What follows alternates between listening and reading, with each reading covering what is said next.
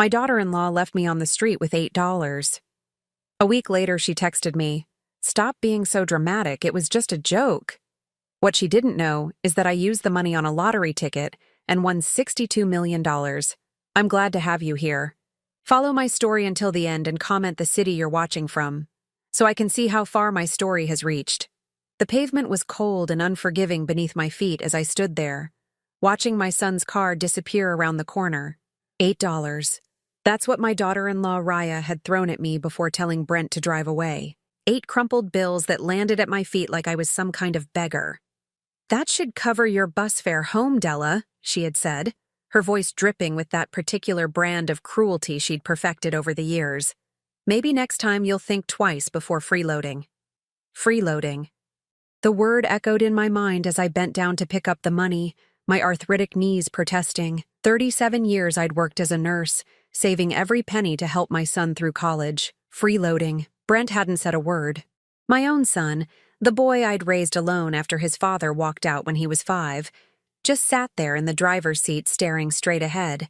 When I looked at him through the passenger window, hoping for some sign that he'd stand up to his wife, he finally spoke. "Mom, you're being too sensitive." "Raya's right. You can't keep expecting us to take care of everything." The betrayal hit me harder than the cold evening air. Too sensitive. As if 30 years of taking care of him, of working double shifts to pay for his education, of babysitting their children for free while they went on vacation after vacation, was being too sensitive. I stood on that empty street corner in a part of town I didn't recognize, my purse clutched tight against my chest.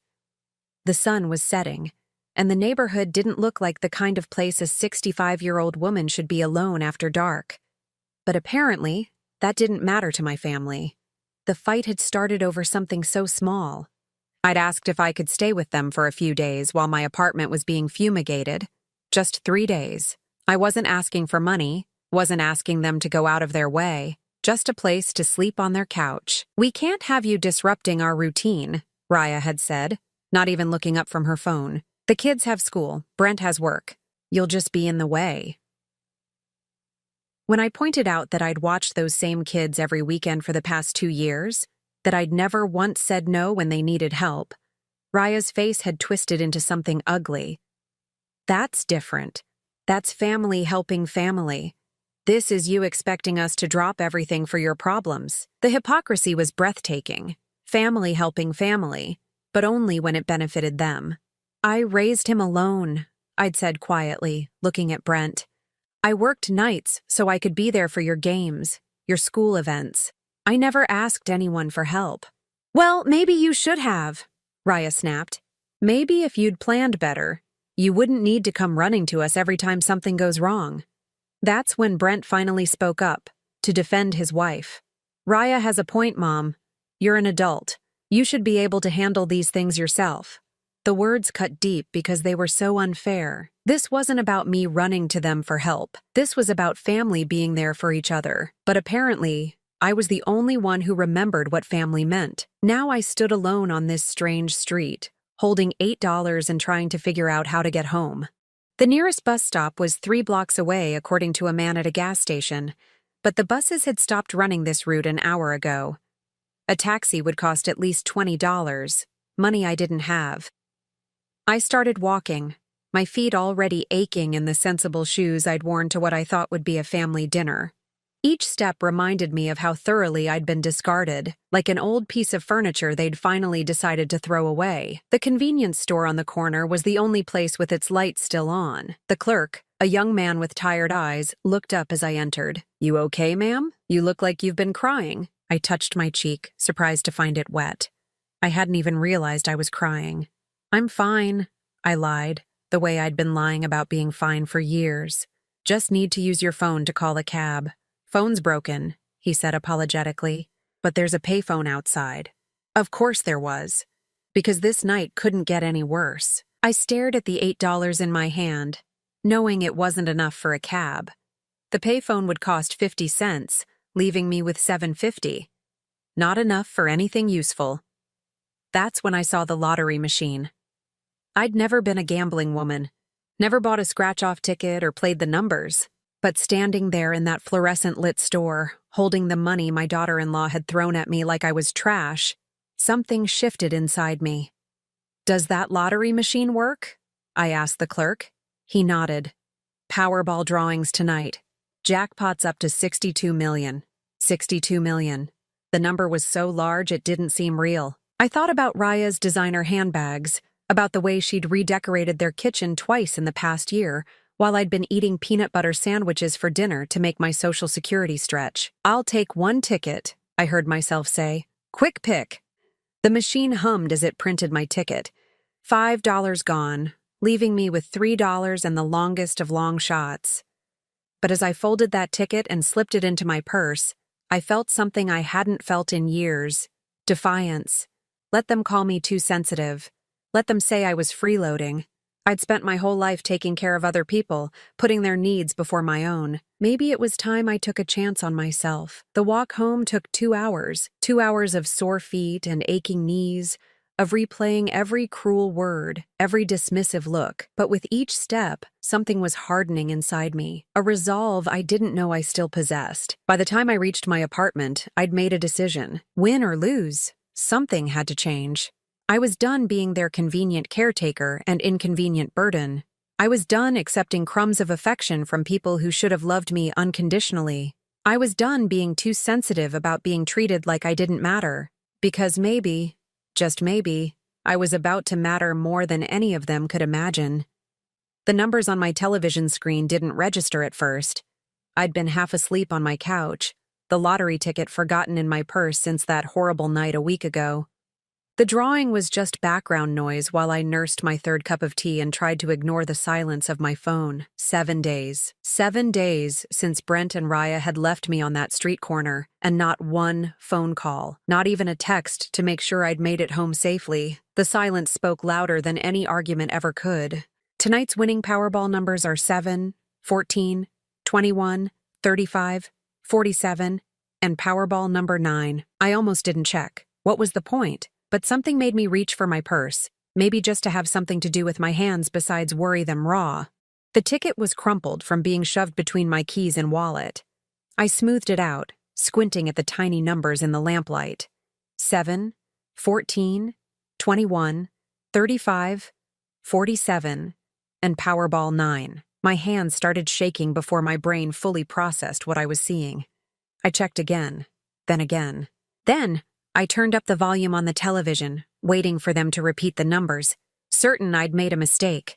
But there they were again, the exact same numbers printed on my wrinkled $5 ticket. $62 million.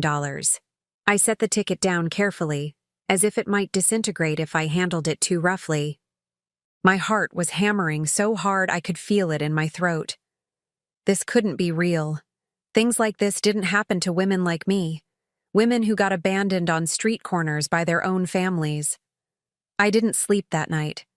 I sat at my kitchen table, staring at that ticket and trying to wrap my mind around what it meant. By morning, I'd made a decision that surprised even me. I wasn't going to tell anyone. Not yet. The first test came sooner than I expected. My phone buzzed with a text message just as I was making my morning coffee. Raya's name appeared on the screen, and my stomach clenched automatically. Even before I read the message, I knew it wouldn't be an apology. "Stop being so dramatic, Della. It was just a joke. You're acting like we committed some crime. Brent feels bad about the other night. Maybe we can do dinner this weekend if you promise not to make a big deal about everything. Just a joke." She thought abandoning me in a dangerous neighborhood with $8 was a joke. And now she was graciously offering to let me back into their lives if I promised to pretend it never happened. I stared at that message for a long time, my coffee growing cold in my hands. A week ago, I would have jumped at the chance to reconcile. I would have swallowed my hurt and shown up with a smile, grateful for whatever scraps of affection they threw my way. But that was before I knew what I now knew. I typed back a simple response. "I'm busy this weekend." Her reply came immediately. "Busy with what? You never do anything." The casual cruelty of it took my breath away. You never do anything. As if my life was so empty, so meaningless, that the idea of me being busy was laughable. I turned off my phone and went to get dressed. I had things to do. Important things. The lottery office wasn't what I'd expected. I'd imagined something grand, official. Instead, it was a modest office building downtown with fluorescent lighting and worn carpeting. The woman behind the desk, Sarah, according to her name tag, had kind eyes and a patient smile. "First-time winner?" she asked as I handed over my ticket with trembling fingers. "First time playing?" I admitted. She checked the ticket twice, then smiled. "Well, congratulations, Mrs. Rivers. You've won $62 million. The words still didn't feel real. Even as she explained my options, lump sum or payments, taxes, and legal requirements, it felt like I was watching someone else's life unfold. "Take your time deciding," Sarah said. "But I'd recommend getting a lawyer and an accountant before you make any major decisions. And maybe think carefully about who you tell. Money changes relationships, sometimes in ways people don't expect." I thought about Raya's text message, about her casual dismissal of my pain. Money changes relationships. What she didn't know was that mine had already changed. The next few days were strange. I went through my normal routine: grocery shopping, laundry, my weekly visit to the library. But everything felt different, like I was observing my life from the outside.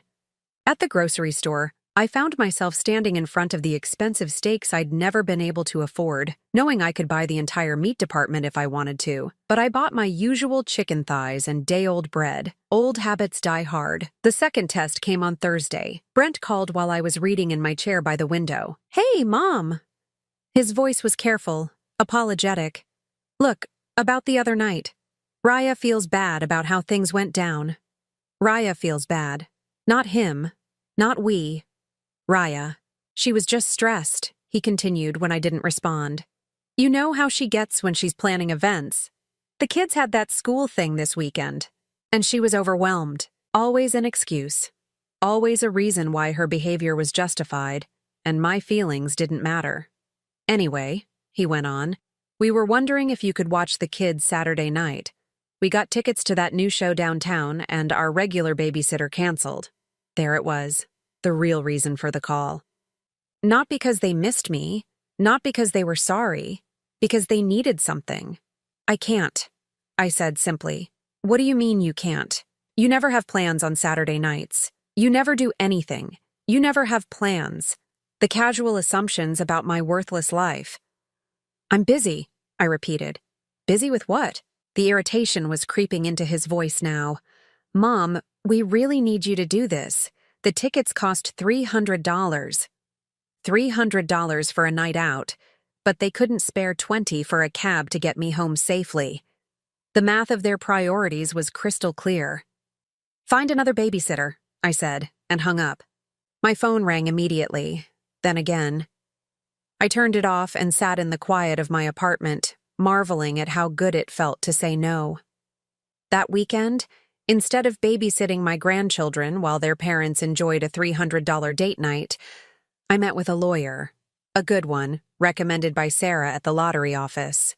His office had real wood paneling and leather chairs that didn't have duct tape covering the tiers. "You want to keep this quiet for now," he said after I'd explained my situation. "That's smart. Gives you time to make good decisions before the pressure starts." "What kind of pressure?" He leaned back in his chair, studying me. "You'd be surprised how fast family dynamics change when money enters the picture. People who've never given you a second thought suddenly remember how much they love you." I thought about Raya's text, about Brent's assumption that I'd drop everything to babysit. They didn't love me now. What would they feel when they found out about the money? Love? Or just a more intense version of the taking they'd always done? "I want to set some things up," I told him, "before anyone knows. I want to be prepared." He smiled. "That's the smartest thing I've heard from a lottery winner in 20 years. As I walked out of his office that afternoon, my phone buzzed with another message from Raya. "Really, Della? You couldn't help us out one night? Brent is so disappointed in you right now." I stared at that message, thinking about the $62 million in my future and the years of disappointment in my past. They had no idea what disappointment really looked like. But they were about to learn. The chest pains started on a Tuesday morning, sharp and sudden enough to make me drop my coffee mug. It shattered on the kitchen floor, spreading ceramic shards and dark liquid across the linoleum I'd been meaning to replace for years. As I knelt to clean up the mess, another pain shot through my chest. This one was real. The stress of the past few weeks, the sleepless nights spent planning my new life, the weight of keeping such an enormous secret. My body was finally protesting. But as I sat in the emergency room 3 hours later, watching nurses bustle past with their practiced efficiency, an idea began to form. A terrible, necessary idea. I needed to know exactly where I stood with my family, not just the casual cruelty I'd grown accustomed to, but how they'd react when I truly needed them, when I was vulnerable and scared and couldn't give them anything in return. The doctor, a young woman who reminded me of myself 30 years ago, was reassuringly thorough. "It's stress-related," she explained after running tests. "Your heart is fine, but your blood pressure is elevated. Have you been under any unusual pressure lately?" I almost laughed. Unusual pressure. If she only knew. "I want you to take it easy for the next few weeks," she continued. "Reduce stress where possible. Do you have family who can help out?" That was the question, wasn't it? I called Brent from the hospital parking lot, my hand still shaking slightly from the afternoon's events. "Mom?" He sounded distracted, probably at work. "What's up?" "I'm at the hospital," I said, not having to fake the tremor in my voice. "I had chest pains this morning." The silence stretched long enough that I wondered if the call had dropped. "Are you okay?" he asked finally, but his tone was more annoyed than concerned, like I'd interrupted something important. "The doctor says it's stress-related, but they want me to take it easy for a while. I was wondering if I could stay with you and Raya for a few days, just until—" "Mom, this really isn't a good time." The words came fast, rehearsed, like he'd been preparing for this conversation. "Raya's got that big presentation at work, and the kids have finals coming up. The house is just chaos right now." "I wouldn't be any trouble," I said quietly. "I could help with the kids, maybe cook." "No, it's not about helping. It's just, you know how you get when you're stressed, all anxious and needy. We can't handle that right now on top of everything else." Anxious and needy. That's how my son saw me when I was scared and in pain. Not as a mother who'd sacrificed everything for him, but as an inconvenience. "What if I need help?" I asked. "What if something happens?" "You'll be fine," he said with the casual confidence of someone who'd never had to face anything truly frightening alone. "You're tough. You always figure things out." Tough. I was tough when they needed me to be, when it meant they didn't have to worry about me. But when I needed them to be strong for me, suddenly I was anxious and needy. "I have to go, Mom. Meeting in 5 minutes." The line went dead, leaving me sitting in my car with the taste of betrayal bitter in my mouth. That evening, I called again. This time, Raya answered. "Oh, Della, Brent told me about your little episode today." Her voice dripped with the kind of false sympathy that felt worse than outright hostility. "You know, my mother had the same thing a few years ago. Stress-related chest pains. The doctor told her it was all in her head. All in her head. As if my fear and pain were just figments of an overactive imagination. The thing is," Raya continued, "you really need to learn to manage your anxiety better. Have you considered seeing a therapist? There are some very affordable options for seniors." Affordable options for seniors. She was already categorizing me, putting me in a box marked elderly problem to be managed cheaply.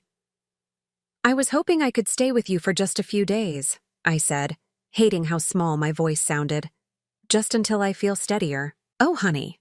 I wish we could help, but our guest room is being used as Brent's office right now. And honestly, with your health issues, wouldn't you be more comfortable somewhere with, proper facilities?" Proper facilities. She was talking about nursing homes, care facilities, places where inconvenient elderly parents got stored away. "What kind of facilities?" I asked, though I already knew. "Well, there's that nice assisted living place on Maple Street. Very reasonable rates. They have nurses on staff, activities for the residents. You might actually enjoy it more than being cooped up here with all our chaos." The suggestion hit me like a physical blow. She wasn't just refusing to help me through a health crisis. She was using it as an opportunity to suggest I be permanently removed from their lives. "I see," I managed to say. "It's really for the best," Raya continued, warming to her theme. You wouldn't have to worry about grocery shopping or cleaning or any of that domestic stuff, and we could visit whenever our schedules allow. Whenever their schedules allowed, which, based on the past few weeks, would be never. I should let you go, I said. Feel better, Della, and really think about what I said. Sometimes a change of scenery is exactly what we need. After I hung up, I sat in my quiet apartment and felt something die inside me, not hope. That had died weeks ago on a street corner with 8 crumpled dollars. What died was the last vestige of belief that blood meant anything to these people. They weren't just refusing to help me in a moment of genuine need. They were actively trying to get rid of me permanently. Raya had practically been shopping for nursing homes while I was still explaining my symptoms. I opened my laptop and started researching. Not nursing homes, law firms, estate planning attorneys. Financial advisors who specialized in lottery winnings. If my family wanted to treat me like a burden to be disposed of, then I'd make sure they never had the chance to burden me again. The next morning, I called my lawyer. I want to change my will, I told him. And I want to set up some trusts. Specifically, I want to make sure that if anything happens to me, certain people can't claim they were caring for me out of love. Protecting against undue influence claims, he said knowingly. Smart. Especially given what you've told me about their recent behavior. There's something else, I said. I want to test them one more time, but I want it documented. What kind of test? I told him about the chest pains, about their responses, about Raya's suggestion that I be warehoused in assisted living. I want to see how far they'll go, I said. I want to know exactly who these people are before I decide what to do with the rest of my life. He was quiet for a long moment. Mrs. Rivers, are you sure you want to put yourself through that? You already know they don't treat you well. I know they don't respect me, I corrected. But I need to know if there's any love left at all, any genuine concern. Because if there isn't, I thought about $62 million and 37 years of nursing, and a son who called me anxious and needy when I was scared and in pain. If there isn't, then I need to know that too. Over the next week, I put their responses to the test in small ways. I called about feeling dizzy, about having trouble with my medications, about being confused and scared. Each time, the response was the same. Irritation, suggestions that I handle it myself, recommendations for cheap senior services. Not once did either of them offer to come over. Not once did they suggest I see their family doctor instead of relying on emergency rooms and walk-in clinics. Not once did they treat me like someone they actually cared about. By Friday, I had my answer. They didn't love me. They barely tolerated me. And when I became inconvenient, when I needed them instead of the other way around, they were actively trying to get rid of me. The knowledge should have destroyed me. Instead, it set me free. Because now I knew exactly what I was dealing with, and I could plan accordingly. The dinner invitation came 3 weeks later, delivered with Raya's typical blend of false warmth and underlying demand. We're having a little family gathering Sunday evening, she said when she called. Nothing fancy, just us and the kids. Brent thought it would be nice to have you over. Brent thought, not we thought, not I thought. Brent thought. Which meant this was probably his guilty conscience finally getting to him after weeks of treating me like a diseased relative. What's the occasion? I asked. Oh, just family time. We realized it's been a while since we all got together properly. It had been exactly 26 days since they'd abandoned me on that street corner. 26 days since Raya had suggested I move into assisted living because I was having chest pains. But apparently, we were all supposed to pretend those things had never happened. Should I bring anything? I asked, already knowing the answer. Actually, if you could make that potato salad the kids like, that would be great. And maybe pick up some dinner rolls? The good ones from Romano's bakery, not the grocery store ones. Of course, even their invitation came with a shopping list and specific requirements. I was welcome at their table, as long as I paid for the privilege and brought my own contributions. What time should I be there? 5:30. Oh, and Della? Maybe wear that blue dress? The one from Easter? You looked so nice in it. The blue dress that was 3 years old and starting to fray at the seams, but was apparently the best I could manage in their eyes.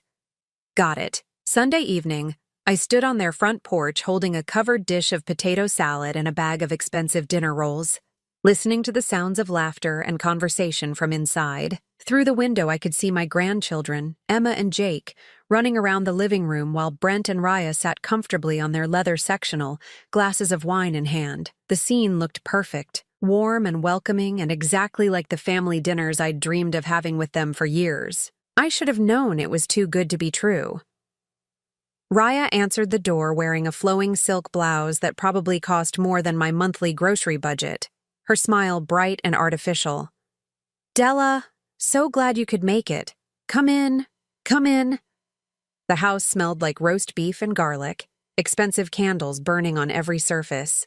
Everything was perfectly arranged, from the fresh flowers on the dining table to the throw pillows artfully scattered on the couch. It was the kind of home I'd dreamed of having when Brent was young, back when I was working double shifts and eating ramen noodles for dinner so he could have new school clothes. "Grandma!" Emma, 8 years old with Brent's dark eyes, ran over and hugged my legs. At least the children still seemed genuinely happy to see me. "Hi, sweetheart," I said, kissing the top of her head. "How's school going?" "Good. I got an A on my science project. Want to see it?" Before I could answer, Raya swept in and redirected Emma toward the kitchen. "Why don't you help Grandma put her food away, honey? Dinner's almost ready." In the kitchen, I arranged my potato salad and dinner rolls alongside the spread Raya had prepared.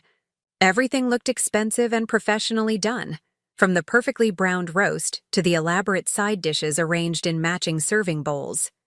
"This all looks wonderful," I said, meaning it. "Thanks. I've been cooking all day." She said it with the air of someone who'd just completed a marathon, though I noticed the price stickers still on some of the containers, suggesting at least part of the meal had been catered. Brent appeared in the doorway, beer in hand, and gave me the kind of awkward hug that felt more like an obligation than affection. "Hey, Mom, good to see you. Good to see you too." I studied his face, looking for some sign of genuine warmth, some indication that he'd missed me over the past weeks, but his smile was the same polite expression he might give a neighbor or coworker. "How have you been feeling?" he asked. "Any more of those chest pain episodes?"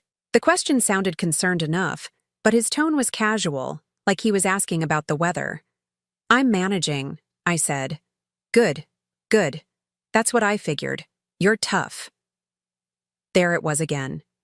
I was tough when it meant they didn't have to worry about me, didn't have to actually help or care. Dinner started pleasantly enough. The children chattered about school and friends. Brent talked about a promotion he was hoping for at work, and Raya shared gossip about their neighbors. For a few minutes, I let myself relax into the illusion that this was what I'd always wanted, a normal family dinner where I belonged. That illusion shattered about halfway through the meal. "So, Mom," Brent said, cutting into his roast beef with surgical precision, "Raya and I have been talking, and we think it might be time for you to consider some lifestyle changes." The way he said it, so carefully neutral, made my stomach clench. "What kind of changes?" Raya leaned forward, her expression earnest and concerned in that particular way that meant she was about to say something devastating while pretending it was for my own good. "We're worried about you living alone," she said, "especially after those health scares. What if something serious happens and there's no one there to help?" "I have neighbors," I said carefully, "and I can always call 911. "But that's not really a long-term solution, is it?" Brent chimed in. "I mean, you're 65 now. These things are only going to get worse." These things. My age, my health, my very existence had become these things. Problems to be managed rather than natural parts of life. "What are you suggesting?" I asked, though I was beginning to suspect I already knew. Raya brightened, as if she'd been waiting for this opening. "There's this wonderful place called Sunset Manor. It's an assisted living community, very well reviewed. They have activities, medical staff on site, meal plans. It would take so much stress off your shoulders, and off ours," Brent added with brutal honesty. "We worry about you all the time, Mom, whether you're eating right, taking your medications, staying safe. It would be such a relief to know you were somewhere with professional care." Professional care. They were talking about shipping me off to an institution so they wouldn't have to feel guilty about ignoring me anymore. Have you looked into this place? I asked. Oh, yes, Raya said eagerly. I drove by last week. Very nice grounds, friendly staff, and it's not too expensive. Well, within your Social Security budget if you're careful about spending. Within my Social Security budget, they'd calculated exactly how much my warehousing would cost and determined it was affordable. How thoughtful of them. The best part, Raya continued, is that it's only 20 minutes away. We could visit regularly. How regularly? I asked. Brent and Raya exchanged a glance. Well, with our schedules, probably monthly, maybe more during holidays. Monthly visits. After a lifetime of raising Brent, of being there for every scraped knee and broken heart, of sacrificing my own dreams so he could achieve his, they were offering me monthly visits. What about the children? I asked. When would I see Emma and Jake? Another glance between them. This one longer, more uncomfortable. The thing is, Raya said slowly, we think it might be better if their visits were supervised. You know how you get sometimes when you're stressed or upset. We don't want the kids to see you that way. Supervised visits. They were talking about me like I was a danger to my own grandchildren. Like my love for them was somehow toxic. How do I get? I asked quietly. Oh, Raya waved her hand vaguely. Emotional. Needy. The kids don't understand why Grandma's always sad or worried. Always sad or worried. Because I'd been mourning the loss of my family while they'd been planning to dispose of me. I think this is really the best solution for everyone, Brent said, his tone final. You get professional care and social activities, we get peace of mind, and the kids get to see you when you're at your best. I looked around the table at these people who were supposed to love me. My son, who was calmly discussing shipping me away, like I was a problem to be solved. My daughter-in-law, who was practically glowing with excitement at the prospect of getting rid of me permanently. My grandchildren, too young to understand what was happening, but old enough to absorb the message that Grandma was someone to be managed and contained. I need to think about it, I said. Of course, Raya said brightly. Take your time. Though I should mention, they have a waiting list, so if you're interested, we should probably put your name down soon. They'd already researched waiting lists. They'd been planning this for weeks, maybe months, and tonight was just the formal presentation of their decision. I excused myself to use the bathroom, needing a moment away from their eager faces and carefully reasoned arguments for why I should disappear from their lives. In the bathroom mirror, I looked at my reflection, the blue dress Raya had specifically requested, the careful makeup I'd applied to look nice for them, the hopeful expression I'd worn walking into this house. I looked like exactly what I was, a lonely old woman desperately trying to earn love from people who saw her as a burden. But I wasn't just a lonely old woman anymore. I was a lonely old woman with $62 million and absolutely nothing left to lose. When I returned to the dining room, they were all looking at me expectantly, like they thought I might have come to my senses in the bathroom and decided to thank them for solving the problem of my existence. I've made my decision, I said, sitting back down at the table. Oh, wonderful. Raya clapped her hands together. I think you're going to love it there. Should I call tomorrow and get you on the list? I looked at each of them in turn.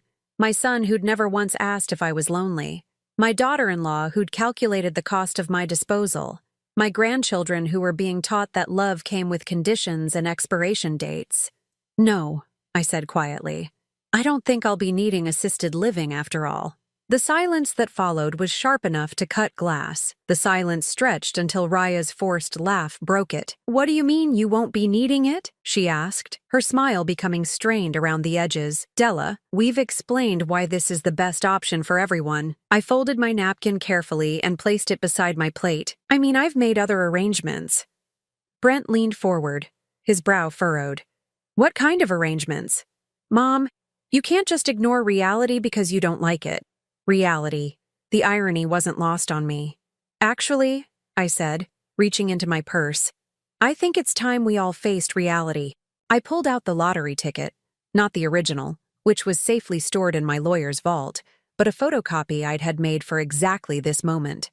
I placed it on the table between the expensive serving dishes and watched their expressions change as they read the numbers. What is this? Raya asked, though her voice had gone very quiet. It's a lottery ticket, I said calmly. From the night you left me on Elm Street with $8. Brent picked up the paper, his eyes scanning the numbers. Mom, what are you trying to prove? So you bought a lottery ticket. So what? Check the winning numbers from 3 weeks ago, I suggested. They're on your phone. I watched as Brent pulled out his phone, his fingers moving across the screen. I saw the exact moment he found the winning numbers, saw his face go pale as he compared them to the paper in his hands. This is? He started, then stopped, looking up at me with something I'd never seen in his eyes before. Fear. $62 million, I finished for him. The jackpot you heard about on the news 3 weeks ago? That was me. Raya snatched the paper from Brent's hands, her eyes darting between the numbers on the page and the phone screen. Her perfectly applied lipstick had left marks on her wine glass, and for the first time since I'd known her, she looked genuinely shaken. You won the lottery? She whispered. I did. The children, sensing the change in atmosphere, had gone quiet. Emma was looking back and forth between the adults, trying to understand why everyone suddenly looked so serious. Why didn't you tell us? Brent's voice cracked slightly on the question. I leaned back in my chair, studying the faces around the table. I wanted to see how you'd treat me when you thought I had nothing to offer you. The truth of that statement hung in the air like smoke. Raya's mouth opened and closed soundlessly, while Brent ran his hands through his hair in a gesture I remembered from his childhood when he'd been caught in a lie. Mom, that's not. We weren't. Brent started, but couldn't seem to finish the sentence. You weren't what? I asked gently. You weren't trying to get rid of me? You weren't calculating the cost of shipping me off to an institution? You weren't planning to limit my access to my own grandchildren? We were worried about you, Raya said, but her voice lacked its usual conviction. Were you? Because from where I sit, it looked like you were solving a problem.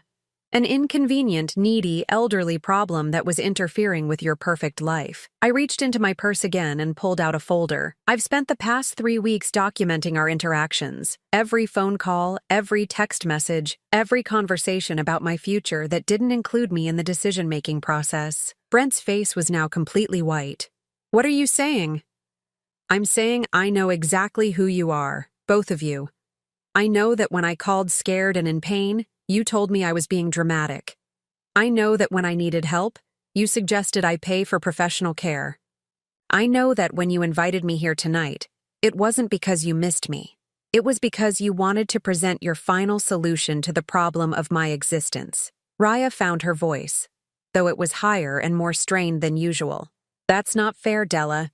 You're twisting everything. We love you. Do you? I asked.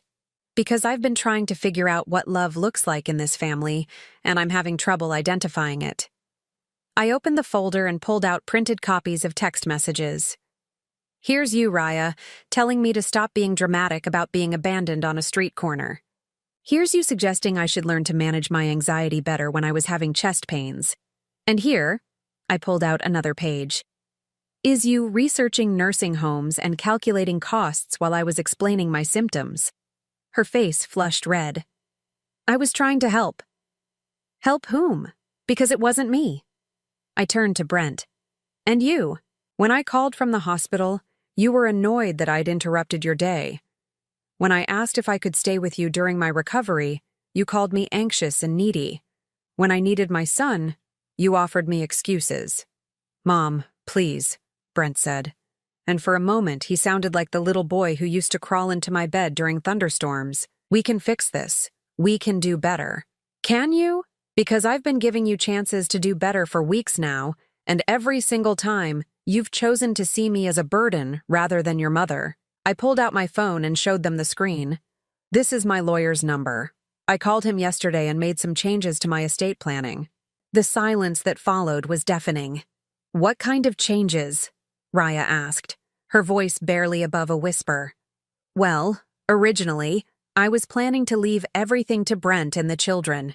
A trust fund for Emma and Jake's education, the house, whatever was left of my savings. I paused, watching their faces. But then I started thinking about what you'd said tonight, about how I need professional care, how I'm too emotional and needy for my own grandchildren to be around unsupervised. We didn't mean, Brent started. You meant every word. I cut him off. and I believe you. So I've made arrangements that reflect your honest assessment of my character and capabilities. I reached into the folder one more time and pulled out a legal document. This is a copy of my new will. The children will receive a modest trust fund for education, enough for college, but not enough to make them targets. The rest goes to various charities that support elderly people who've been abandoned by their families. Raya made a sound somewhere between a gasp and a sob. There's also this, I continued, pulling out another document, a detailed account of every dollar I've spent supporting this family over the years. Every mortgage payment I helped with, every vacation I funded, every time I bought school clothes or paid for activities or covered your emergencies, with interest calculated at current market rates. Brent's hands were shaking as he took the paper. Mom, this says we owe you over $200,000. That's correct. 27 years of financial support, documented and calculated. I'm not asking for it back. Consider it my final gift to you. But I wanted you to see exactly how much your needy, anxious mother contributed to the life you're so eager to protect from her influence. The room was so quiet I could hear the grandfather clock ticking in the hallway. Emma tugged on her mother's sleeve. Mommy, why is everyone crying? Because they were crying. Raya's perfect makeup was streaking down her cheeks, and Brent's eyes were red-rimmed as he stared at the numbers on the paper. I'm not doing this to hurt you, I said gently. I'm doing this because you've made it very clear that you don't want me in your lives unless I'm useful to you. And I'm tired of being useful to people who don't love me. We do love you, Brent said desperately. Mom, we do. We made mistakes. You made choices, I corrected. Over and over again, you chose to see me as a problem to be managed rather than a person to be cherished. Tonight was just the final presentation of a decision you made weeks ago. I stood up, my chair scraping against the hardwood floor. I want you to know that I don't hate you. Either of you. But I also don't trust you. And I can't build a relationship with people who only value me when I have something they want. Where are you going? Raya asked, panic creeping into her voice. Home. To my apartment. The one you think is too dangerous for me to live in alone. I gathered my purse and folder. Don't worry about visiting me at Sunset Manor. I won't be there. Mom, wait! Brent stood up so quickly his chair fell over. Please, we can talk about this. We can work it out. I looked at him for a long moment. This man I'd raised, sacrificed for, loved unconditionally for 37 years. Can we? Because I've been trying to work it out for months, and every conversation ends with you telling me what's wrong with me and how I need to change to fit into your life. That's not what we meant. It's exactly what you meant. And you know what? You're right. I do need to change. I need to stop begging for love from people who've already decided I'm not worth it. I walked toward the door, listening to their footsteps following me. In the foyer, surrounded by family photos that had always somehow managed to include everyone except me, I turned back one final time. The money changes everything for me, I said. But it doesn't change anything about who you are. Tonight you showed me exactly what kind of people you've become, and I believe you. I opened the front door and stepped out into the cool evening air. Behind me, I could hear Raya's voice, high and desperate. Della, please, we can start over. We can be better. I didn't turn around. Some bridges, once burned, were never meant to be rebuilt. As I drove home through the familiar streets of my neighborhood, I felt something I hadn't experienced in years. Peace. Not happiness, not yet, but peace. The kind that comes from finally stopping the fight you were never going to win. My phone started ringing before I even reached my apartment. Brent's name flashing on the screen, then Raya's, then Brent's again. I turned the phone off and drove the rest of the way in blessed silence. Tomorrow, there would be more calls, more desperate attempts to undo 37 years of taking me for granted. But tonight, I was free. Free from their judgment, their expectations, their casual cruelty disguised as concern. Free to figure out what the rest of my life could look like when it belonged entirely to me. 5 months later, I stood in the garden of my new home, watching the sunrise paint the mountains in shades of gold and pink. The house was modest by lottery winner standards, 3 bedrooms, 2 baths, and a wraparound porch that overlooked 20 acres of Colorado wilderness. But it was mine, every board and nail of it, chosen because I loved the way the light fell through the kitchen windows in the morning. The phone calls had stopped about 3 months ago. At first, they'd been desperate. Brent calling twice a day, Raya sending long text messages alternating between apologies and accusations. They'd tried every approach: guilt, anger, promises to change, threats to cut off contact entirely. That last one had almost made me laugh. The final call had come from Brent in January. "Mom, please." His voice had been raw, exhausted. "I know we messed up. I know we hurt you. But we're family. That has to count for something." "It does count for something," I'd told him. "It counted for 37 years. But family is supposed to be a two-way street, and you turned it into a one-way extraction. I don't know how to fix this."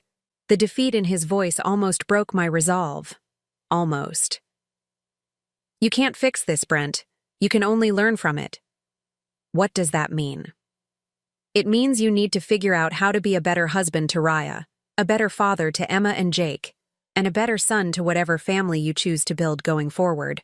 But it doesn't include me anymore. "You're really never coming back?" I'd looked around my apartment that day, at the boxes packed for my move to Colorado, at the life I was finally building for myself. "There's nothing to come back to. You made sure of that." Now, as I deadheaded the roses I'd planted along the front fence, I felt the truth of that statement in my bones. There really was nothing to go back to. But there was so much to move toward. My neighbor, Margaret, waved from her garden next door. She was 73, a retired teacher whose husband had died 5 years ago.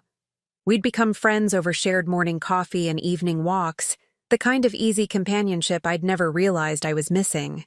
"Beautiful morning," she called out. "Perfect for the farmer's market," I called back. "Are you still coming with me?" "Wouldn't miss it. Give me 10 minutes. This was what I'd been missing all those years. Friends who showed up when they said they would, who remembered things that mattered to me, who treated my time and feelings as valuable. Margaret had never once suggested I was too needy or dramatic. When I'd gotten food poisoning last month, she'd brought me soup and stayed to watch old movies without making me feel like I was imposing. The farmer's market was bustling with Saturday morning energy. I'd become a regular over the past few months, buying fresh vegetables and homemade bread from vendors who knew my name and asked about my garden. It was a small thing, being known and remembered, but it felt revolutionary after years of being invisible in my own family's life. "Della!" Sarah, who ran the herb stand, waved me over. "I saved you some of that basil you liked so much." As I paid for my herbs, my phone buzzed with a text from an unknown number. My stomach clenched automatically. Even 6 months later, unexpected messages still triggered the old anxiety. But when I read it, the message wasn't from Brent or Raya. It was from Emma, my granddaughter. "Hi, Grandma. Mommy gave me your number. I miss you. Can I call you sometime?" I stared at the screen for a long moment, my chest tight with complicated emotions. Emma would be 9 now, old enough to have questions about why Grandma had disappeared from their lives, old enough to miss me maybe. I typed back carefully, "I miss you too, sweetheart. You can call me anytime." The response came immediately. "Can I call now?" I looked around the market, at Margaret comparing tomatoes at the next stand, at the normal Saturday morning I'd built for myself. Then I found a quiet corner and dialed Emma's number. "Grandma?" Her voice was small, uncertain. "Hi, baby girl. How are you?" "I'm okay. Mommy said you moved far away because you were sad." Out of the mouths of babes. Something like that. "How's school? How's your brother?" For the next 20 minutes, Emma chattered about her life. Her new teacher, her best friend's birthday party, the book she was reading. Normal 9-year-old things that filled my heart and broke it at the same time. "Grandma?" she said when our conversation was winding down. "Are you happy now? Where you live?" The question caught me off guard. "Yes, sweetheart, I am happy." "Good. Mommy cries sometimes and says she misses you." I closed my eyes, feeling the weight of choices and consequences. "I miss your mommy too. But sometimes grown-ups make decisions that hurt people, and those hurts take a long time to heal. Will you ever come back?" The question I'd been dreading. "I don't think so, Emma. But that doesn't mean I don't love you." It just means sometimes love isn't enough to fix everything. After we hung up, I sat in my car for a long time, watching families walk through the market together. Part of me wanted to drive straight back to that house, to walk through the door and pretend the past 6 months had never happened. To be the grandmother who baked cookies and gave unconditional love, no matter how she was treated in return. But I'd tried that for 37 years, and it had nearly destroyed me. Instead, I drove home to my peaceful house and my garden and my new life. I called my lawyer and set up a small trust fund for Emma and Jake, not enough to make them spoiled, but enough to know their grandmother had loved them even from a distance. That evening, as I sat on my porch with a cup of tea and a book, Margaret came over with a bottle of wine. "You look like you could use some company," she said. I told her about Emma's call, about the guilt and love and complicated grief of walking away from family. Margaret listened without judgment, the way good friends do. "Do you ever regret it?" she asked when I finished. I considered the question seriously. I regret that it was necessary. I regret that my son and his wife chose their pride over our relationship. I regret that my grandchildren will grow up with questions about why Grandma left. But do you regret leaving?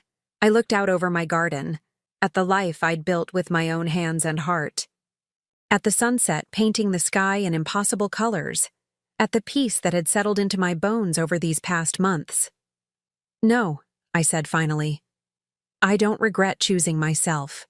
A year later, I received a graduation announcement in the mail. Emma was finishing 4th grade with honors. Inside the card, in careful 9-year-old handwriting, she'd written, "I hope you're still happy, Grandma. I love you." I put the card on my refrigerator next to the photos of my garden and my new friends, next to the reminder for my book club meeting and the invitation to Margaret's birthday dinner, a small piece of my old life in the middle of my new one. I didn't send a gift. I didn't call to congratulate her. But I did add another $1,000 to her trust fund, with a note to my lawyer that it was for graduation presents she'd earned between now and high school. Love, I'd learned, didn't always look like showing up. Sometimes it looked like loving someone enough to let them go. Sometimes it looked like protecting yourself from people who couldn't see your worth, even when those people shared your blood. 2 years after that dinner that changed everything, I was truly happy. Not the desperate, grasping happiness of someone trying to earn love they'd never receive, but the quiet, steady happiness of someone who'd learned to love herself first. I volunteered at the local senior center, teaching other women about financial independence and emotional boundaries. I traveled, not to exotic places, but to small towns and national parks, staying in bed and breakfasts and taking photographs of wildflowers. I dated a kind man named Robert who treated me like I was worth listening to, worth cherishing. Most importantly, I'd learned the difference between being alone and being lonely. For 37 years, I'd been desperately lonely while surrounded by family. Now, I was peacefully alone and richer in every way that mattered. On quiet evenings, I sometimes wondered what would have happened if I'd stayed. If I'd accepted their terms and moved into that assisted living facility. I'd probably still be there, grateful for monthly visits and supervised time with my grandchildren, telling myself that crumbs of affection were better than nothing at all. But I'd chosen differently. I'd chosen dignity over desperation, self-respect over self-sacrifice. I'd chosen to believe that I deserved better than tolerance from people who were supposed to love me. The lottery ticket had given me $62 million, but walking away from people who couldn't see my worth, that had given me something priceless. The knowledge that I was enough, exactly as I was, whether anyone else recognized it or not. Sometimes the best inheritance you can leave isn't money. Sometimes it's the example of what it looks like to choose yourself, to refuse to accept less than you deserve, to walk away from a table where you're not honored. I hoped Emma would remember that lesson someday. I hoped she'd remember that her grandmother was brave enough to leave, strong enough to start over, and wise enough to know that love without respect isn't love at all. As the sun set over my mountain view, painting the sky in shades of hope and possibility, I raised my teacup in a quiet toast to the woman I'd become, to the choices that had brought me here, to the life I'd finally learned to claim as my own. Some stories don't end with reconciliation. Some end with liberation, and sometimes that's the most beautiful ending of all. Now I'm curious about you who listened to my story. What would you do if you were in my place? Have you ever been through something similar? Comment below. And meanwhile, I'm leaving on the final screen 2 other stories that are channel favorites, and they will definitely surprise you. Thank you for watching until here.